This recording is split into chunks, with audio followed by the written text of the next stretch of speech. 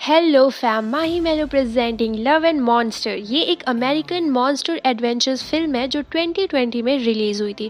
जब अगेथा 616 नामक एस्ट्रॉयड पृथ्वी की तरफ बढ़ने लगता है तो उसे रोकने के लिए साइंटिस्ट बहुत सारे रॉकेट्स और विस्फोटक छोड़ते हैं, जिससे एस्ट्रॉयड से खतरा खत्म तो हो जाता है, पर रॉकेट और विस्फोटक के कारण पृथ्वी पर केमिकल की बारिश होने लगती है। और इस भयानक केमिकल से जितने भी छोटे छोटे जीव जंतु होते हैं वो सब देखते ही देखते डायनासोर की तरफ बड़े हो जाते हैं और धीरे धीरे 95% लोग मारे जाते हैं। और जितने लोग बच जाते हैं वो बंकर और गुफाओं में छुप के रहने लगते हैं। इस मूवी में जूल की कहानी दिखाई जाती है जो अपने प्यार के लिए पूरी तरह बदल जाता है और सबके लिए एक प्रेरणा बनता है। तो आइए शुरू करते हैं बिना किसी देरी के ये कहानी। शुरुआत में हम जूल और उसके साथियों को देखते हैं जो एक बंकर में 7 साल से रह रहे होते हैं। उन्होंने 7 साल से धूप बारिश कुछ भी नहीं देखा होता है। 17 साल का जूल था जब ये लोग उसे बचा के लेके आए थे। उसने अपने आंखों के सामने अपनी फैमिली को मरते हुए देखा था और आज 7 साल बाद भी वो उस सदमे से नहीं निकल पाया। जब सब लोग सो रहे होते हैं तभी एक मॉन्स्टर बंकर में घुस जाता है। आवाज़ सुन के कुछ लोग हथियार लेके निकल जाते हैं और जूल कहता है कि मैं भी चलूँगा। वो लोग उसे अंदर ही रुकने को कहते हैं क्योंकि जूल मॉन्स्टर का सामना नहीं कर सकता और उसे हथियार भी चलाने बिल्कुल नहीं आता, पर फिर भी ये नहीं मानता और चुपके से चला जाता है। और अचानक से वो भयानक मॉन्स्टर उसके सामने आ जाता है। ये देख के जूल बहुत ज़्यादा डर जाता है और वहीं फ्रीज हो जाता है। डर के मारे हमेशा जूल फ्रीज हो जाता है, ये उसकी एक प्रॉब्लम रहती है। मॉन्स्टर उसकी तरफ बढ़ता है लेकिन तभी पीछे से उसकी दोस्त उस पर अटैक करके उसे बचा लेती है। फिर वो अपने रूम में जाता है और पास्ट के बारे में सोचने लगता है जिस दिन उसने अपनी माँ बाप को खोया था। स्कूल टाइम में इसकी एक गर्लफ्रेंड एमी भी होती है, पर मॉन्स्टर अटैक के बाद जूल को पता नहीं होता कि वो जिंदा है या नहीं, पर काफ़ी टाइम से वो उसे कांटेक्ट करने की कोशिश कर रहा होता है और फाइनली वो उसे मिल जाती है जो 85 माइल्स दूर होती है। जूल उसे बहुत प्यार करता है। इन 7 सालों में उससे कोई कांटेक्ट ना होने के बाद भी वो एमी को भूल नहीं पाया होता है। फिर वो अपने दोस्तों के पास जाता है और पूछता है कि कितना टाइम लगेगा मुझे एमी के पास पहुंचने में। वो लोग बताते हैं कि 7 दिन।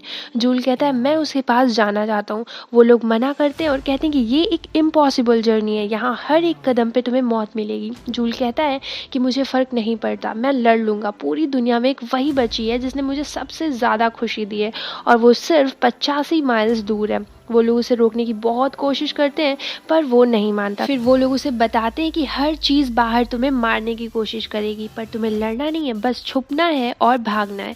फिर वो लोग उसे एक मैप देते हैं और जूल अपने सफ़र पे निकल जाता है। चलते चलते वो एक पोखरे के पास पहुंचता है जहां उसे अजीब सी चीज़ दिखाई देती है और अचानक एक बड़ा सा मेंढक बाहर आ जाता है। जूल देख के डर जाता है और फिर से फ्रीज हो जाता है। मेंढक अपना जीभ बाहर निकालता है और उससे जूल को पकड़ के अपनी तरफ खींचने लगता है।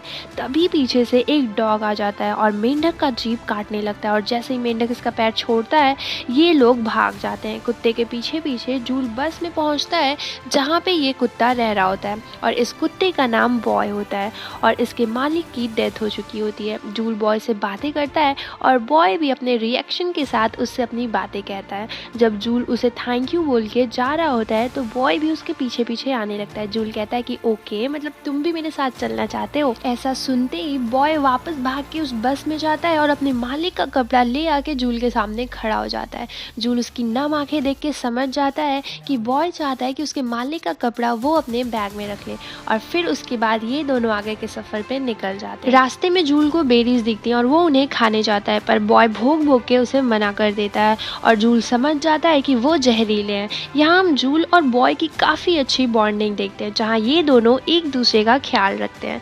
तभी आगे बढ़ने पर जूल एक गहरे गड्ढे में गिर जाता है और उस गड्ढे के दीवारों पे बड़ी बड़ी होल्स होती हैं। पहले तो जूल को कुछ समझ में नहीं आता और अचानक उसमें से भयानक आवाज़ें सुनाई देने लगती हैं और एक एक करके बड़े से केचुए जूल पर हमला कर देते हैं। तभी एक आदमी ऊपर से रस्सी फेंकता है और जूल पकड़ के ऊपर आ जाता है।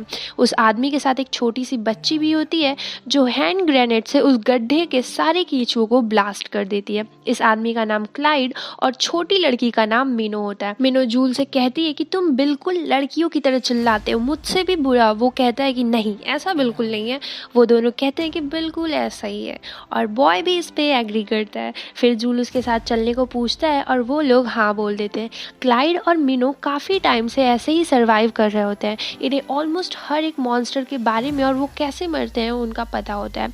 मीनो जूल को निशाना लगाने को कहती है और वो बहुत बुरा निशाना लगाता है। फिर वो उसे सिखाती है और बोलती है कुछ सोचो मत, अपना दिमाग क्लियर रखो और निशाना लगाओ। फिर वो ट्राई करता है बट अगेन बैड एम। क्लाइड उससे पूछता है कि तुम अकेले, वो भी इतनी ज़बरदस्त एमिंग के साथ, बाहर क्या कर रहे हो? वो बताता है कि मैं अपनी गर्लफ्रेंड को देखने जा रहा हूँ। फिर जूल इनसे पूछता है और तुम लोग? वो बताते हैं कि हम माउंटेन की तरफ जा रहे हैं, वहाँ बहुत कम मॉन्स्टर है और एक कॉलोनी भी है जहाँ कई लोग रहते हैं। अब कुछ दिन तक जूल इनके साथ आगे बढ़ता है और ये लोग इसे बहुत कुछ सिखाते हैं और समझाते हैं। मीनो ने प्रैक्टिस करा करा के जूल का एम भी ठीक करा दिया होता है। अब जूल इन दोनों को अलविदा कहता है और मीनो बहुत रोती है क्योंकि अभी तक ये इससे बहुत ज़्यादा अटैच्ड हो गई होती है। इसकी भी फैमिली की डेथ हो गई होती है।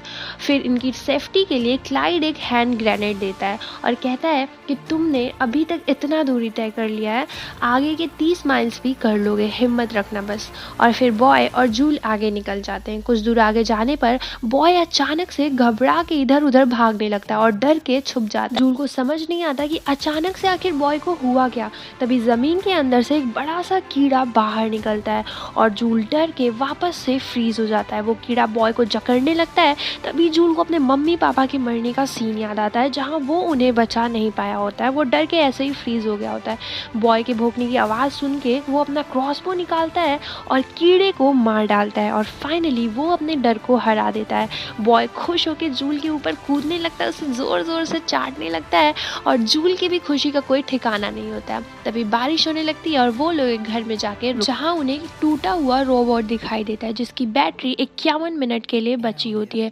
वो रोबोट उससे पूछती है क्या मैं आपकी मदद कर सकती हूँ। फिर वो सब कुछ बताता है और एमी से बात करने के लिए रोबोट अपना पावर रेडियो में ट्रांसफ़र कर देती है। जूल एमी को कॉल करता है और एमी उससे पूछती है कि तुम ठीक हो, तुम्हारी कॉलोनी ने बताया कि तुम यहाँ आ रहे हो मुझसे मिलने। वो कहता है कि हाँ, मैं बस तुमसे 9.3 माइल्स दूर हूँ। वो ये सब सुन के बहुत खुश हो जाती है और उसे बताती है कि एक और अच्छी न्यूज़ है, यहाँ कुछ सर्वाइवर्स आए हैं और वो हम सबको एक सेफ जगह ले जाना चाहते हैं। वो कहता है तुम जा रही हो, और तभी कॉल डिस्कनेक्ट हो जाता है। रोबोट जूल को रोता देख उससे उसका एड्रेस पूछती है और उसे उसके पेरेंट्स का पिक्चर दिखाती है। स्क्रीन पे पिक्चर्स देखते ही जूल बहुत ज़्यादा खुश हो जाता है और वो उसे हग करके रोने लगता है क्योंकि बहुत टाइम बाद उसने अपनी फैमिली की फ़ोटोज़ देखी होती है। वो रोबोट उससे कहती है कि शायद जब तुम एमी के सामने इतने मुश्किलों के बाद पहुँचो तो उसके दिल में तुम्हारे लिए प्यार और बढ़ जाए, या शायद उसे उतना फ़र्क ना पड़े, पर तुम्हें इसका भी पछतावा नहीं होना चाहिए क्योंकि तुम बहादुर हो, तुमने इस जर्नी में बहुत कुछ सीखा है। और फिर रोबोट की बैटरी डेड हो जाती है और वो शांत हो जाती है। वो लोग उसे थैंक यू बोल के वहाँ से आगे निकल जाते हैं। अगले सुबह इनके पीछे एक बड़ा सा मॉन्स्टर पड़ जाता है और ये गिरते पड़ते एक लेक के पास पहुँचते हैं। तभी बॉय देखता है कि उसके ओनर का कपड़ा लेक में गिर गया है। जूल उसे बहुत रोकने की कोशिश करता है पर बॉय उसकी बात नहीं मानता और कपड़ा लेने के लिए लेक में कूद जाता है। उसकी आवाज़ सुन के वो मॉन्स्टर उसकी तरफ तेज़ी से बढ़ने लगता है और ये देखते ही जूल तुरंत बैग से ग्रेनेड निकालता है और मॉन्स्टर के मुंह में फेंक देता है जिससे मॉन्स्टर के चिथड़े उड़ जाते हैं और ये दोनों बच जाते हैं। पर जब जूल पानी से बाहर निकलता है तो उसकी बॉडी पे हज़ारों खून चूसने वाले कीड़े चिपके होते हैं। वो बहुत मुश्किल से उन सबको बाहर निकालता है पर इनका जहर जूल की बॉडी में आ गया होता है। जूल बॉय पे बहुत गुस्सा करता है और उस पर चिल्लाता है कि इस फालतू से कपड़े ने आज हमारी जान ही ले ली होती, अब मैं इसे और नहीं रख सकता। ये सब सुन के बॉय बहुत दुखी होता है और उसे छोड़ के और अपना कपड़ा लेके वहाँ से चला जाता है। आगे चलते टाइम जूल की बॉडी में पूरा जहर फैल जाता है और वो वहीं गिर जाता है। तभी एमी के कॉलोनी वाले उसे देख लेते हैं और होश में आने पे जब वो अपनी आंखें खोलता है तो एमी सामने होती है। वो एमी को देख के हर प्रॉब्लम्स भूल जाता है और फिर एमी से अपने प्यार का इजहार भी करता है, पर वो कुछ रिप्लाई नहीं देती और बताती कि मैं 7 सालों में बहुत आगे बढ़ चुकी हूँ। मैंने किसी से प्यार किया था और उसे मैं पिछले साल खो चुकी हूँ। मैं तुम्हें बताना चाहती थी, पर तब तक तुम निकल चुके थे। ये सब सुन के वो टूट जाता है और उसे अपने कॉलोनी की याद आने लगती है और उसे लगता है कि इतना सब कुछ जो मैंने किया वो बेकार गया। फिर वो उन्हें रेडियो पे कांटेक्ट करता है और बताता है कि मैं ठीक हूँ, मैं जिंदा हूँ। उधर किसी को यकीन ही नहीं होता कि जूल ने सर्वाइव कर लिया। जूल पूछता है आप लोग कैसे हो? वो बताते हैं कि हम ठीक नहीं है, हम में से 2 लोग मारे जा चुके हैं, पर तुम घबराओ मत, तुम अपना ध्यान रखो और एमी के साथ खुश रहो। और फिर कॉल डिस्कनेक्ट हो जाता है। बहुत सोचने के बाद जूल डिसाइड करता है कि वो वापस अपने कॉलोनी के लोगों के पास जाएगा। तब तक वो देखता है कि जो सर्वाइवर्स एमी और उसके कॉलोनी को रेस्क्यू करने आए हैं वो सबको बेरीज और ड्रिंक दे रहे हैं जो जहरीली थी। और जब ये बात उसे पता चलती है तो वो तुरंत एमी के पास जाता है उसे बताने के लिए, पर अब तक बहुत देर हो चुकी होती है और सारे लोग बेहोश हो गए होते हैं। तब तक पीछे से जूल के सर पे कोई प्रहार करता है और जूल भी वहाँ पे बेहोश हो जाता है और ये लोग सबके हाथ पैर बांध देते हैं। असल में ये सर्वाइवर्स नहीं होते हैं, ये फूड सप्लाई चोरी करते हैं और जितने भी लोग होते हैं उनको मार देते हैं, क्योंकि इन्हें सर्वाइव करना होता है और खाने की ज़रूरत होती है। एक तरह से ये एक चोर होते हैं। इन चोरों के पास एक बड़ा सा शिप होता है जिसमें इन्होंने 10 टन के एक बड़े से केकड़े को लोहे के जंजीर में बांध रखा होता है। चोर के हाथ में एक रिमोट भी होती है और जैसे ही वो बटन प्रेस करता है उस जंजीर में करंट दौड़ने लगती है और केकड़ा पागल होकर एमी के कॉलोनी वालों को मारने के लिए आगे बढ़ने लगता है। इधर एमी अपना और जूल का हाथ छुड़ा देती है और कहती कि 85 माइल जब तुम मॉन्स्टर से लड़के आ सकते हो तो मैं इन 3 लोगों को तो संभाल ही सकती हूँ। एमी इन लोगों से लड़ने लगती है और जूल केकड़े से। तभी पीछे से बॉय आ जाता है और केकड़े पे भूखने लगता है। ये देख के जूल बहुत खुश हो जाता है और उसे हग करके सॉरी बोलता है और कहता है कि मुझे लगा था मैंने तुम्हें खो ही दिया। इधर चोरों का कैप्टन एमी को मारता है और वो बेहोश हो जाती है। जूल बॉय को एमी की मदद करने को बोलता है और केकड़े से लड़ते लड़ते केकड़ा जूल को पकड़ लेता है और वो उसे मारने जाता है। तभी पीछे से एमी गन जूल के हाथ में फेंकती है और शूट करने को बोलती है, पर जूल केकड़े के आंखों में देखता है और वो समझ जाता है कि ये हार्मफुल नहीं है।